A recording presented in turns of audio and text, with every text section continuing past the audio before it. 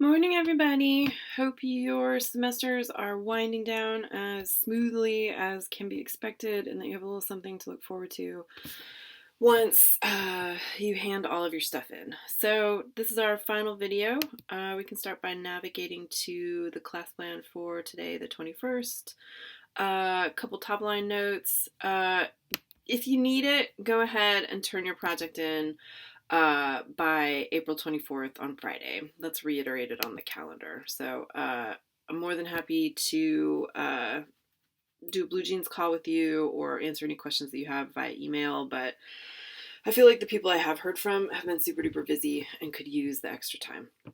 All right, so for today, watch the video below. Oh, another note on timing is if just everybody would hand their portfolios in, that is, share the link on Canvas on or before April 30th, that would be great. April 30th is a hard deadline, except in the most extreme circumstances. So do your best to get those in on time, and then again, email me if you have questions. So, all right.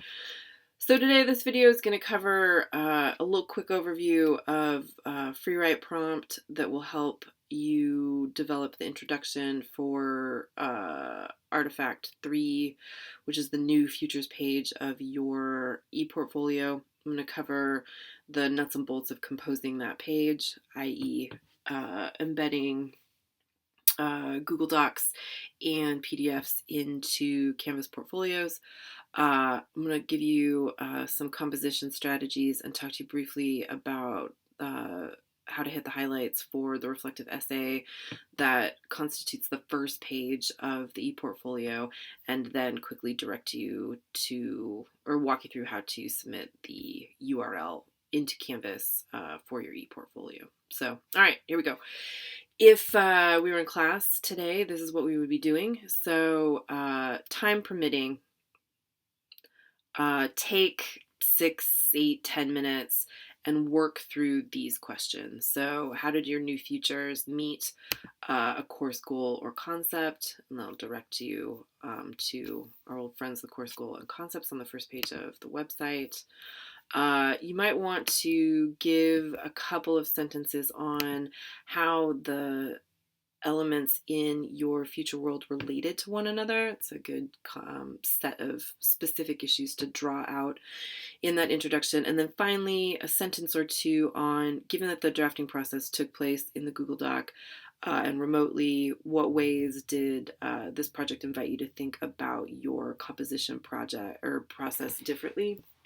And so just final time I'm going to go over this. Remember that for each of the artifact pages, you have to have a 1-paragraph introduction, and then a couple of words that respond to these short prompts A through E.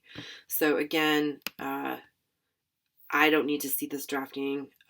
If you don't have time, you don't have to do it, but I thought it would be helpful to give you a sense of what you could put in that introduction instead of writing that introduction from scratch. Okay, moving on to embedding PDFs, I should have added Google Docs, into your Canvas portfolio page / building Artifact 3. So go ahead and navigate to Canvas. And then once you're in Canvas, remember from anywhere in Canvas to get to the ePortfolio, you click on Account, and then you go down to ePortfolios.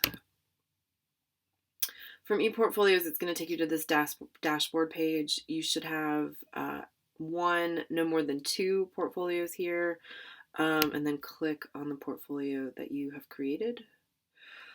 Okay, from this dashboard page, go over to the Artifact 3 New Future Project page, which hopefully you created on the first day that we built portfolios. Okay, so from here, you can build this page. So remember, you want to edit, and then you're going to either cut and paste, or, you know what, cut and paste. I would write my draft of my introduction in a word processing document and then paste it in here. So again, you might want to paste the 150 to 200 word final version of that prompt here. So my writing or my new futures project meets the outcome for rhetoric because I had to consider my audience in ways I would not have otherwise, given that the project is imaginary, whatever, blah, blah, blah. All right, 200 words of that. Okay, now you have your really important decision to make. Do you want to put the PDF of the final draft of the project first, or do you want to put your process document first? Let's pretend that you want to put your final draft, new project. So remember, this is making the heading, and you can go to paragraph down to heading. All right, now you want to embed the PDF into the HTML box, and to embed PDFs into the HTML box, you first have to generate the HTML code from your Google Drive. So go to your Google Drive and then find the final draft of your new futures project. Double click on it, go up to the dots, and then down to open a new window. And then from this window, you will be able to embed item. Here is your Google string. Sorry, it's not a Google string. What am I talking about? Your HTML string. Go ahead and embed that.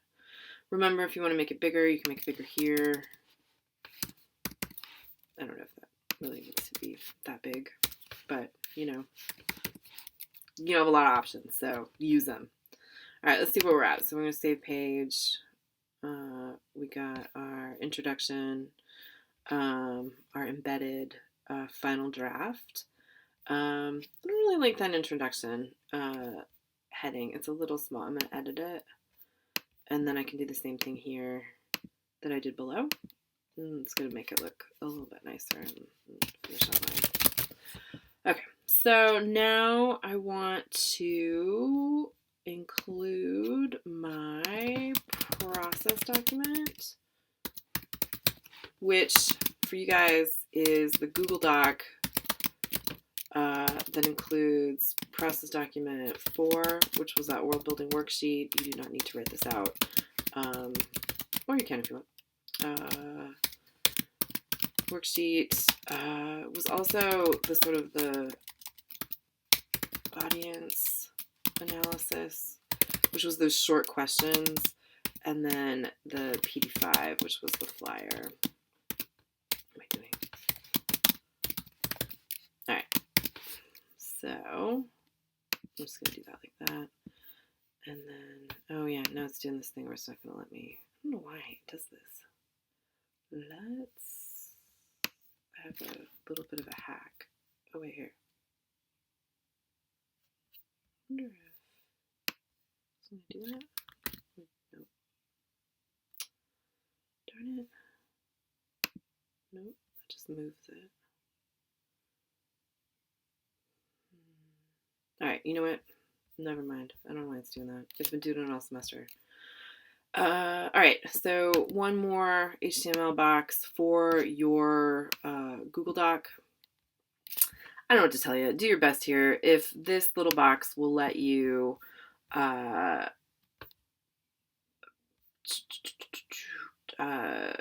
convert that into the heading, go ahead and do it. If it doesn't let you do it, just leave it small. But now we want to embed the Google Doc, which same order of operations. Here I am back in my Google Drive. I'm looking for just go ahead and embed the entire world building worksheet. So here's mine. Remember that you need to make sure that we can read this document. So click share, click advanced, Here you want probably on Can View and either public or anybody with the link. Okay, so that is shareable. It's done. A little different than the other. You can go to File, scroll down to Publish to the Web, click on Embed. It's going to generate an embed code.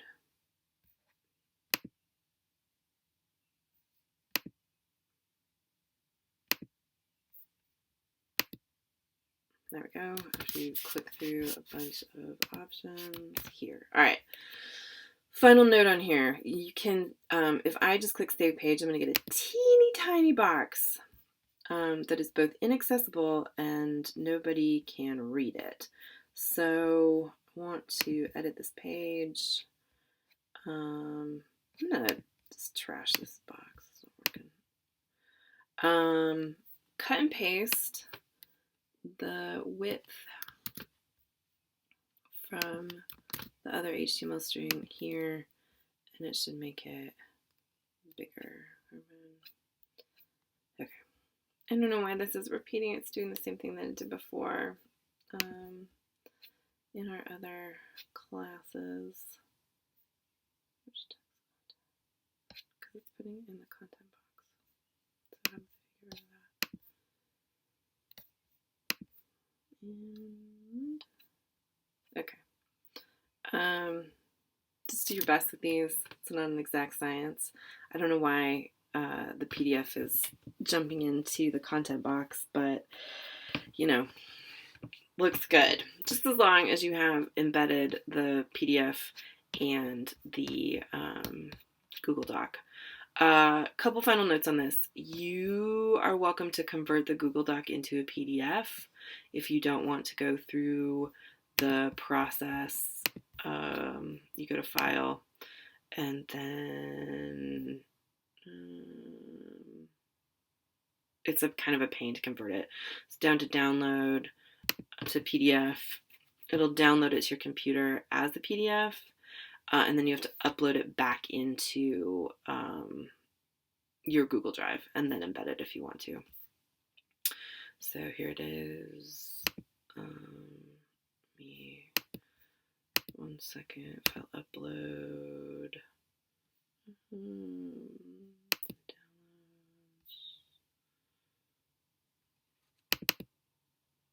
And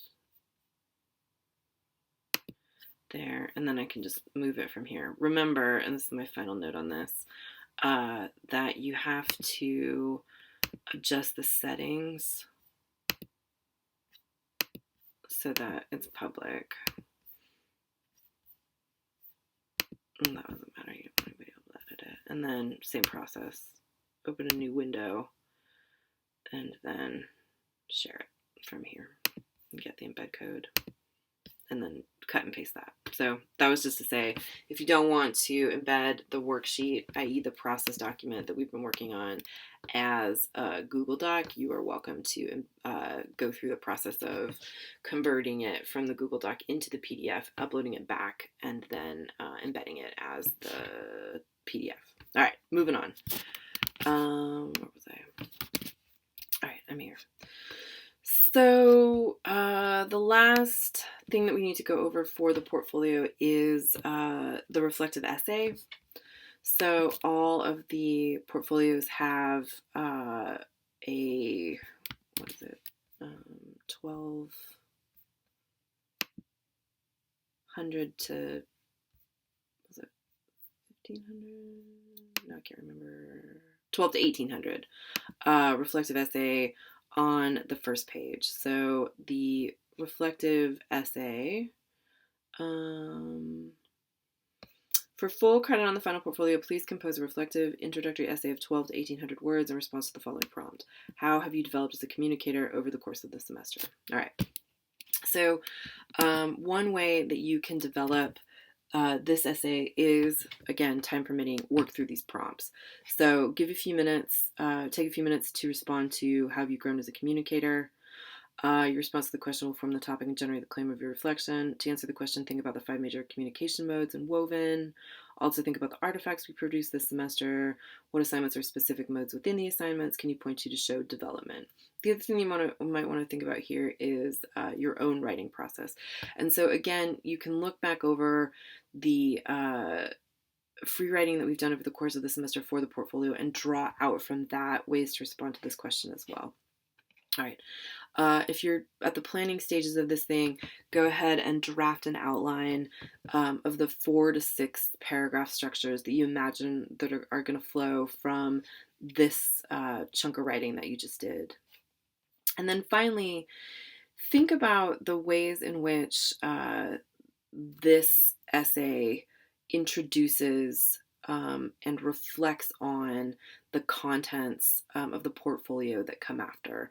Another way to think about it is that you're writing an expository, analysis-driven, argumentation-style essay for which the pieces of the artifacts collected in the portfolio form the evidence that you're using to mobilize your essay.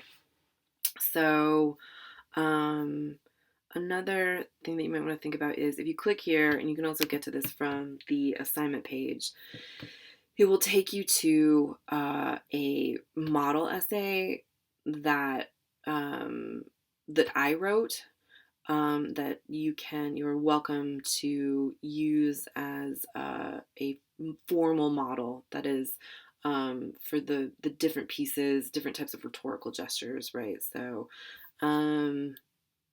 I open with with like a little anecdote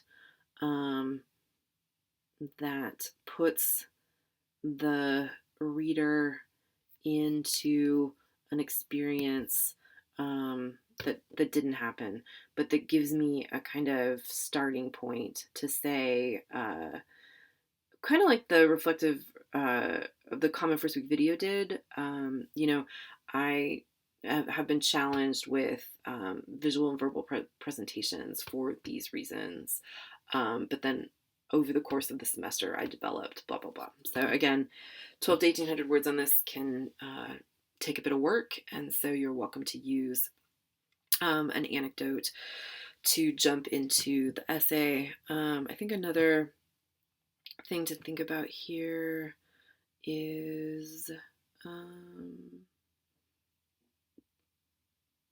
certain types of transitions and topic sentences. But you're free to work through the essay as an example on your own. We're getting kind of long now. I don't want to keep it too much longer. Okay, so that's the reflective essay. Email me with any questions you have about that. Okay, so finally, final in this, on or before the 30th, and that goes for everybody, I need for you to submit your Canvas portfolio URL to Canvas. So there's a couple ways to do that. Let's go back to the portfolio, all of which you can work through in this slideshow, but I'll walk you through it. So here I am at my portfolio. My portfolio is all finished, hooray. And so I want to, what do I get back to? Let's go, okay, so if you're here, click on ePortfolio settings. I think, oh yeah, okay, so ePortfolio settings. All right. Click update portfolio. It's not going to take me back. Oh, home, sorry.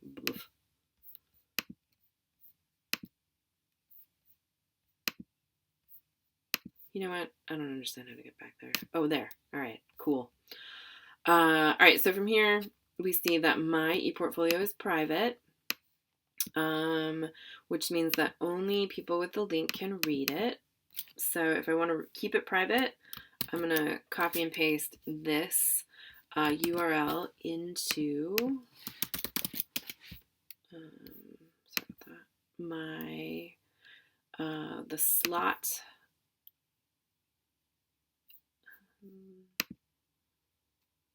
created for it on Canvas. So here's Final Portfolio. I'm going to click it. Okay.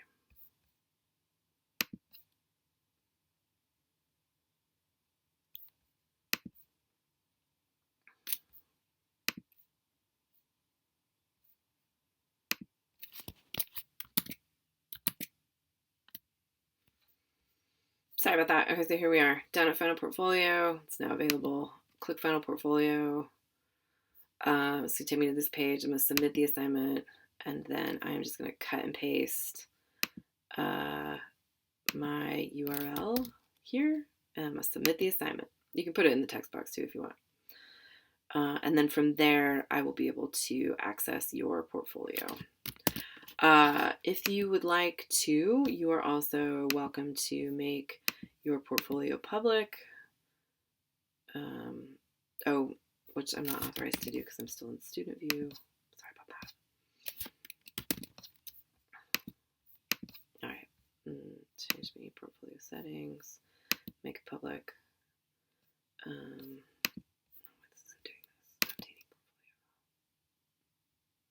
right. I don't know why it's not working. If I had made it public, I see if I can make one of the other ones public. This has been like 45 minutes of me doing this. Portfolio. Let's try this one, see if it's working. Oh, this one's public. All right. So you do it from here. If you want to make it public, you make it public, click ePortfolio. And then when I submit my URL, I submit it from up here. Or I cut and copy the URL from this line and then submit that to Canvas. Either way is totally fine. All right, I feel like this is like the longest video in the history of class videos. All right, good job, everybody. If you have any questions, email me if you need them. There are on the Final Portfolio assignment page, all of these slideshows will walk you through composing the portfolio. Best wishes to all of you. I'm really looking forward to reading your final work. You did beautiful work. Stay safe. Take care, guys.